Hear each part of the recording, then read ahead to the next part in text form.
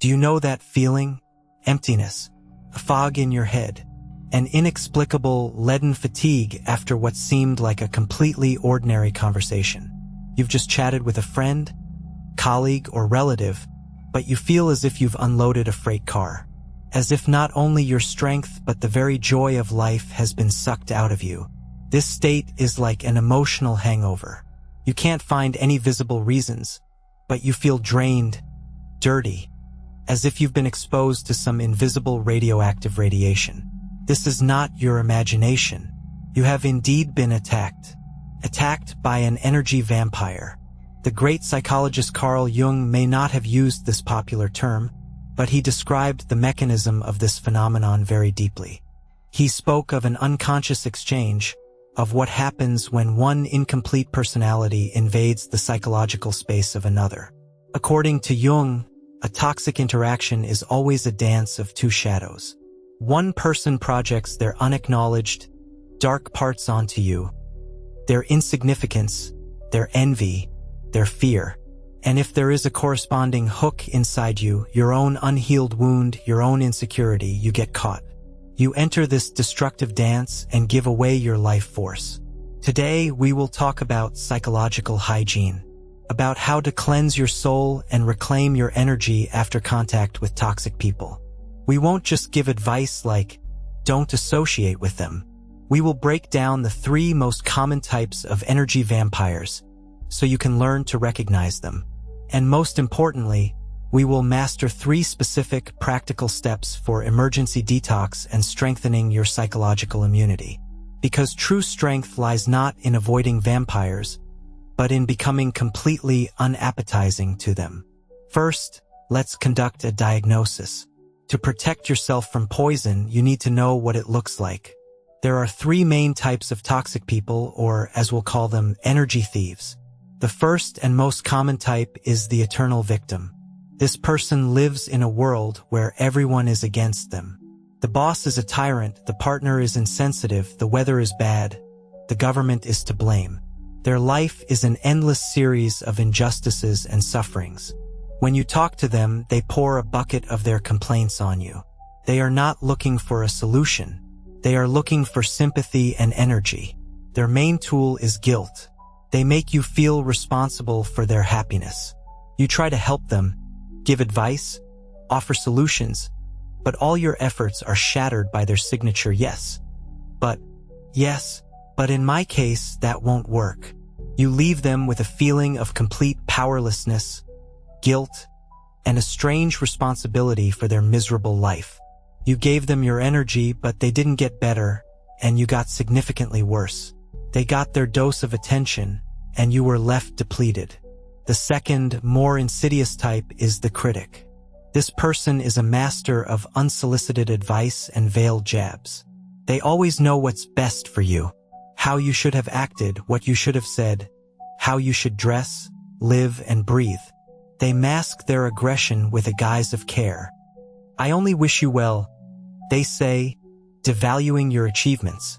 I just want to help, they proclaim, pointing out your flaws. After a conversation with a critic, you feel small, stupid, incompetent. A worm of doubt settles in your soul. You begin to doubt yourself, your decisions, your worth. The critic feeds on your confidence. They project their own ruthless inner critic onto you. And if you have your own wound of self-doubt, you become the perfect target for them. They take your self-belief, leaving you with anxiety and a sense of your own insignificance. And the third, most dangerous type is the narcissist. In their world, only they exist. A conversation with them is always a one-person show where they have the lead role, and you have the role of an audience member obligated to applaud. They will talk for hours about their great achievements, their brilliant plans, their incredible sufferings. They will never ask how you are. And if they do, they won't listen to the answer, interrupting with another and me. In their presence, you cease to exist. Your feelings, your problems, your joys, none of it matters. It's just a dull backdrop for their shining persona. After interacting with a narcissist, you feel not just tired, you feel like an empty space, invisible. They feed on your admiration and attention, completely ignoring your personality. They take away your right to be, your right to exist. Did you recognize anyone from your circle? Perhaps you even recognized yourself in some moments. This is the first and most important step, recognition. Stop justifying these people. Stop saying, they don't mean any harm, or they're just going through a tough time. Call things by their proper names. This person is toxic to me. This contact drains my energy. And once you've acknowledged that, you are ready for the next step. For emergency help. For what you need to do right after you hang up the phone or close the door behind them. So, the contact has occurred. You feel like a squeezed lemon, as if the air has been pumped out of you. What should you do right now, in the first minutes and hours after a toxic interaction, to prevent the poison from penetrating deep into your system and starting to destroy you from within? You don't have to endure this state and wait for it to go away on its own. It won't go away. It will settle in the form of anxiety, fatigue, and illness. There are 3 simple but incredibly effective steps for an emergency energy cleanse. This is your first aid for the soul. First step, physical disidentification and cleansing with water. Toxic energy is not just a metaphor. It has a very real physical manifestation. It settles on you like invisible sticky dust, causing muscle tension, heaviness in the head, and discomfort in the body. Therefore, the first thing you need to do is to immediately break physical contact with this energy. The most powerful and accessible tool for this is water. Water is the oldest symbol of purification in all cultures of the world. It has the unique ability to wash away not only physical dirt but also energetic dirt, resetting the information field. As soon as you feel drained after a conversation, immediately go to the bathroom. Turn on the cold water and wash your hands thoroughly, preferably up to the elbows. Do it slowly, consciously. Imagine the water washing away all the foreign, heavy energy, all the unpleasant words, all the negative emotions. Visualize all this mental garbage, this gray, sticky substance, flowing down the drain with the water and disappearing forever. If you have the opportunity, the best option is to take a contrast shower. Alternating between hot and cold water is a real shock therapy for your energy system. It literally shakes you up, brings you out of a state of numbness, and returns you to your body. During the shower, you can mentally or even aloud say a simple intention. I wash away everything foreign, superficial, negative. I reclaim my energy, my purity, my strength. My body is my fortress. If there is no opportunity to take a shower, just wash your face with cold water, rinse your face and neck, especially the back, where the main tension accumulates, and be sure to drink a glass of clean, cool water. Do it slowly, in small sips, feeling how the clean water fills you from the inside, cleansing and restoring your inner balance. These simple actions take only a few minutes, but they immediately interrupt the toxic process and launch the natural mechanism of self-purification. Second step, returning to the body through breath and movement. Toxic communication knocks us out of our main home, our body. We start endlessly replaying the unpleasant conversation in our heads, analyzing what we said wrong, what we should have answered. We get lost in this exhausting mental rumination, and all our life energy flows into this black hole of thoughts. Your task is to urgently return your attention from the captivity of the mind back to bodily sensations. For this, there is a simple but brilliant technique used by special forces to relieve stress: box breathing. Find a place where no one will disturb you. Sit up straight. Take a slow, deep breath for a count of 4. Then hold your breath for a count of 4. Then, for a count of 4, take a slow, smooth exhale through your mouth. And again, hold your breath for a count of 4. This is one cycle. Repeat it at least 5 to 10 times. This breathing instantly harmonizes your nervous system, stops the flow of anxious thoughts, and returns you to the present moment, to the here and now. After breathing, you need to give your body movement. The energy vampire tries to tear you away from your roots, from your support. Movement and breathing are ways to stand firmly on your own ground again. Stand up, stretch your whole body like a cat after a nap, with pleasure. Do a few bends, shoulder rolls, head rotations. Jump on the spot like a child.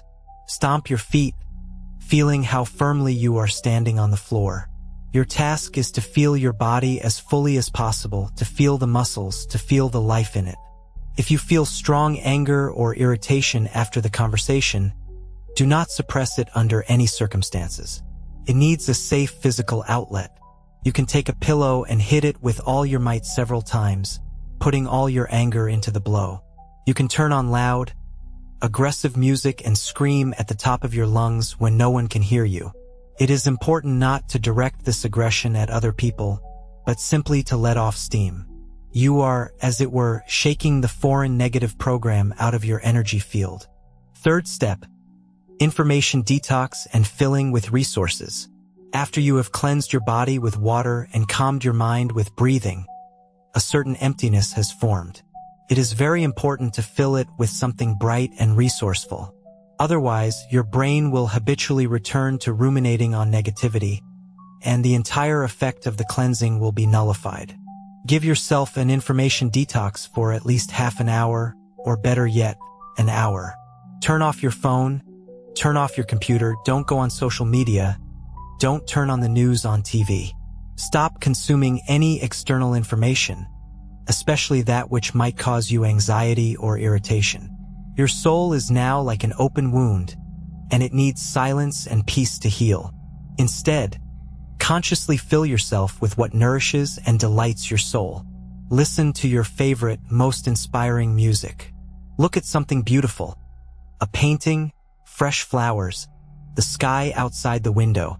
Read a few pages from a book that always calms you and brings you back to yourself. Interact with your pet. Cats and dogs are powerful healers. They absorb negative energy. Call that person in your circle after talking to whom you always feel good, fulfilled, and joyful. Make yourself a cup of fragrant herbal tea. Brew mint, chamomile, lemon balm, or fireweed. The very ritual of brewing, the warmth of the cup in your hands, the aroma of the herbs, all this works as a healing balm for your nervous system. Your task is to consciously shift your focus from what was taken from you to what fills you. It's like after food poisoning. First, you cleanse the body, and then you start to nourish it with light, healthy, and wholesome food. These 3 steps, water, breath, and filling with resources, are your personal first aid, your kit for emergency psychological hygiene. They will help you wash off the surface layer of poison and not let it poison your life. But to gain real, long-term immunity, to stop being easy prey, you need to go deeper. You need to understand why you were vulnerable to this attack in the first place, and patch up those holes in your energy ship through which your strength is leaking. Emergency detox is like taking a pill for a headache. It relieves the acute symptom but does not treat the cause of the illness. If you want to stop being a constant target for energy vampires, you need to strengthen your psychological immunity. You need to patch the holes in your aura through which your life force is leaking. Remember, Jung said that a toxic interaction is always a dance of 2 shadows? The vampire projects its shadow onto you, its inner pain and worthlessness. But this projection only sticks if there is something inside you for it to latch onto, your own resonating hook. Here are 3 fundamental steps to strengthen your inner core, to become absolutely unappetizing to any vampire. First step, healing the main wound, that very hook for the vampire. Each of us has our own Achilles heel, our main childhood trauma that makes us vulnerable to a certain type of toxic person.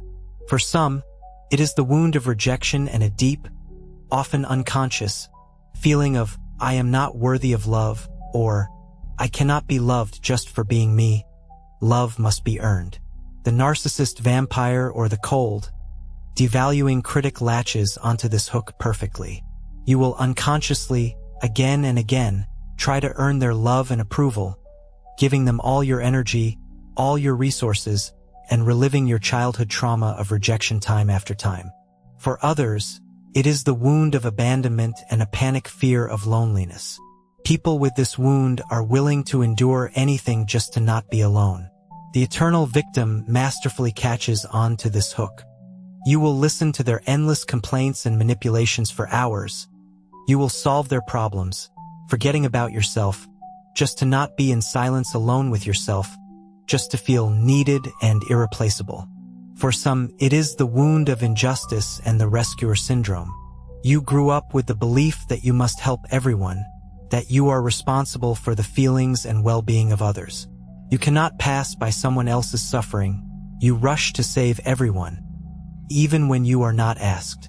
This is also a perfect bait for the victim and the narcissist, who will gladly shift all responsibility for their lives onto you. Your task is to find your main hook. Ask yourself a brutally honest question. What feeling most often arises in me after interacting with toxic people? Guilt? A sense of my own worthlessness and stupidity? Burning shame? A panic fear of being abandoned? A feeling of powerlessness? The dominant feeling points to your main, deepest wound. It is this wound that you need to work with. You need to become your own loving, caring, and accepting parent, the one we talked about in the previous script about the law of the mirror. You need to, again and again, through meditation or work with a psychologist, return to your inner child and give them what they so desperately lacked in childhood.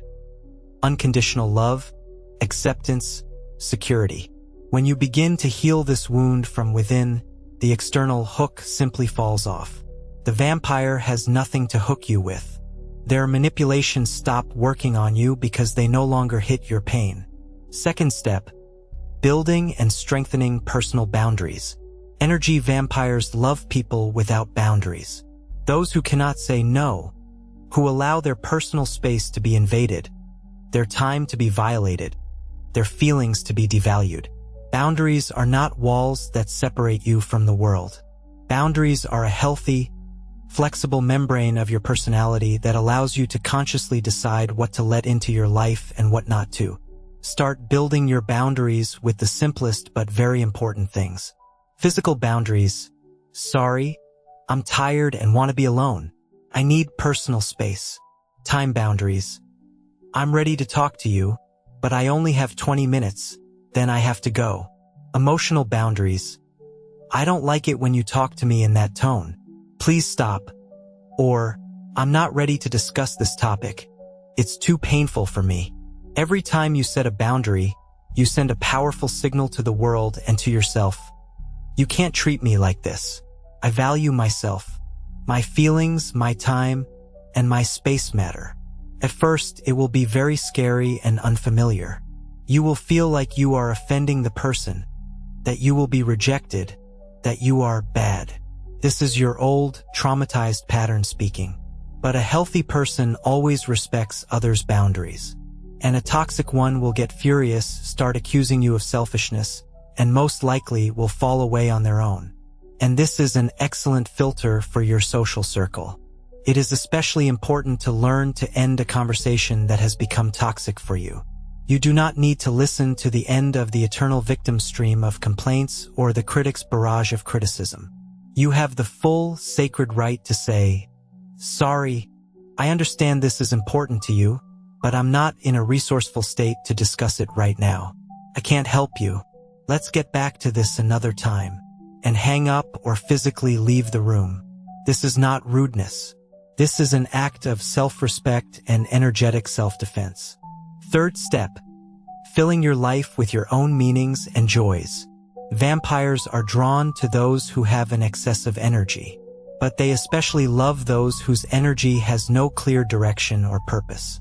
If your life is empty, if you have no interests, no goals, no hobbies of your own, you become an ideal donor.